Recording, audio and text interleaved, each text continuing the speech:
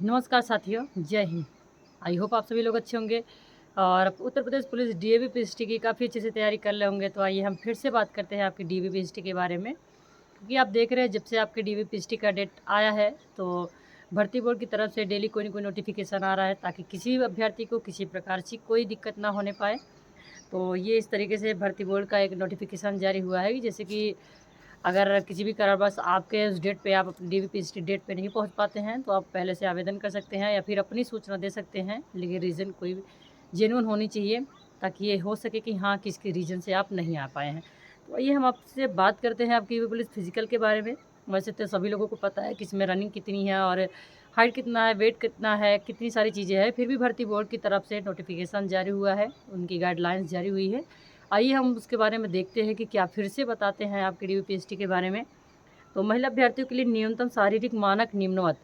महिला अभ्यर्थियों के लिए, पुरुष अभ्यर्थियों के लिए, दोनों के लिए दिया गया है। तो पहले महिला अभ्यर्थियों के बारे में हम बात करेंगे, जिसे हमारा हाइट और वेट कितना होने वाला है।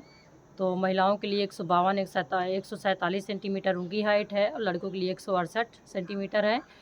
और उनका लड़कों के लिए चेस्ट भी है, लेकिन लड़कियों का इसमें चेस्ट नहीं है।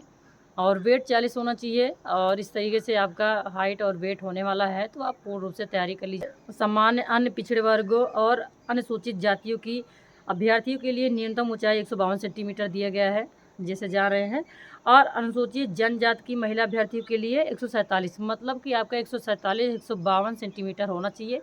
और आप ये भी जान रहे हैं कि इस समय जो डीवीपीएसटी के लिए जो हाइट मशीन आई हुई है वो डिजिटल आया है, उसमें आप किसी भी तरीके से कोई चीज़ नहीं कर सकते। पहले क्या होता था कि एक लोहे की रॉड बनी होती थी, उस पे सेंटीमीटर पूरा लिखा होता था, हम उस पे खड़े हो जाते थे और बस सामने से कोई होता था इस तरीके से दबाता था, तो उससे पता चलता था कि हमारे कितना है। फिर इस समय जो डिजिटल हाइट नापने वाली मशीन आई है, उस पे आपको खड़े हो जाना है। वो डिजिटली खुद ही काउंटिंग कर करके आपका चेक करके बता देगी कि आपका एग्जैक्ट कितना है, पॉइंट कितना है, कितना आपका एग्जैक्ट 152 157 158 168 क्या, सब कुछ क्लियर हो जाएगा। तो बहुत सारे बच्चे घबरा रहे हैं कि आखिर ये डिजिटल हाइट मशीन कैसे होए, लेकिन परेशान होने की कोई बात नहीं है। तो ये सारी जो है महिला अभ्यर्थियों के लिए न्यूनतम वजन 40 होना चाहिए। 40 किलो वज़न आपका होना चाहिए, उससे कम नहीं होना चाहिए। वो किसी भी वेट कैटेगरी की हो, किसी भी जात की हो और किसी भी जात की हो और किसी भी हाइट में हो, लेकिन 40 से कम नहीं होना चाहिए। हाँ, बाकी हाइट के अकॉर्डिंग आपका 40 45 50 55 इस तरीके से होगा, पर 40 से कम आपका हाइट या 40 से कम आपका वेट नहीं होना चाहिए। तो ये इस तरीके से है और इसमें 4 कॉलम में आपका ये कुछ सूचनाएँ दी गई हैं, जैसे कि हम आपको पढ़ के सुनाएँगे। यदि कोई अभ्यर्थी जो अपनी शारीरिक मानक परीक्षण से संतुष्ट ना हो, ठीक परीक्षण के उपरांत उसी दिन अपील आपत्ति दाखिल कर सकता है या सकती है। ऐसी समस्त अपील आपत्तियों के संशोधन के लिए बोर्ड द्वारा प्रत्येक स्थान पर एक अपर पुलिस अधीक्षक को किया जाएगा एवं ऐसे सभी अभ्यर्थियों का शारीरिक मानक परीक्षण समिति द्वारा नाम नाम निर्दिष्ट अपर पुलिस अधीक्षक की उपस्थित में पुनः कराया जाएगा। ऐसे समस्त अभ्यर्थी जो पुनः कराए गए शारीरिक मानक परीक्षण में असफल पाए जाते हैं को भर्ती हेतु अनुपयुक्त घोषित किया जाएगा और इस संबंध में अग्रेतर कोई अपील स्वीकार नहीं की जाएगी। भर्ती बोर्ड का कहना है कि अगर आपको हाइट में या वेट में या लड़कों के लिए चेस्ट भी है, अगर वहाँ किसी भी तरीके से कोई भी समस्या आती है या फिर आप तुरंत उसी जगह आप उसके लिए आपत्ति दाखिल कर सकते हैं। तो जो उच्च अधिकारी को नामित किया गया है उनके सामने आपका अलग से आपका डीवीपीएसटी कराया जाएगा।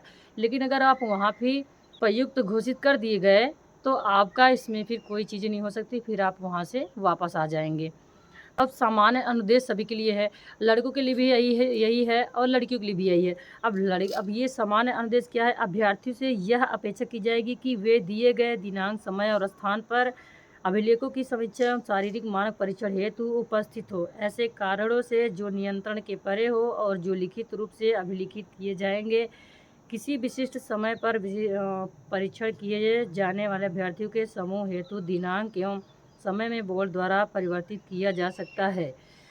यदि कोई अभ्यर्थी नियत दिनांक, समय और स्थान पर परीक्षण में सम्मिलित होने में असफल रहता है, तो वह परीक्षा हेतु संबंधित जनपद में नोडल अधिकारी को परीक्षण में सम्मिलित न होने के कारण विस्तृत कारणों का उल्लेख करते हुए किसी अन्य तिथि को परीक्षण में सम्मिलित होने के लिए प्रत्यावेदन दे सकता है।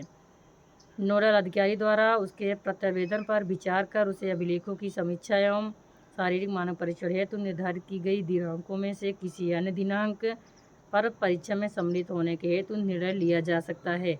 अभिलेखों की समीक्षा एवं शारीरिक मानव परीक्षण हेतु निर्धारित अंतिम दिनांक के पश्चात की कोई तिथि एवं शारीरिक मानव परीक्षण हेतु निर्धारित अंतिम दिनांक के पश्चात की कोई तिथि किसी भी दशा में पुनः निर्धारित नहीं की जाएगी। अगर अभ्यर्थी पुनः निर्धारित दिनांक एवं समय पर परीक्षा में सम्मिलित होने में विफल रहता है तो उसे परीक्षा में असफल माना जाएगा और स्वास्थ्य के कारण या किसी अन्य आधार चाहे जो भी हो पुनः परीक्षा के लिए अभ्यर्थी को अन्य कोई अवसर नहीं दिया जाएगा।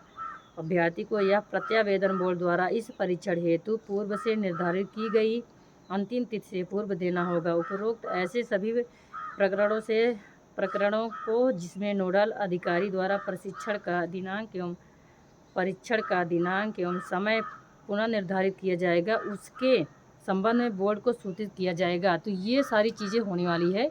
अगर आप किसी भी कारण अपने सेंटर पर नहीं पहुंच पाते हैं तो उसका पहले से अपने नोडल अधिकारी को सूचित कर दे कि हाँ फला कारण से या इस कारण से मैं नहीं आ सकता। आगे चल के आपको डेट दी जाएगी, लेकिन अगर आप उस डेट पे भी नहीं पहुंचते हैं तब आपको इस भर्ती से आपको बाहर कर दिया जाएगा। फिर आपका किसी प्रकार की कोई रिविजिट नहीं कराई जाएगी।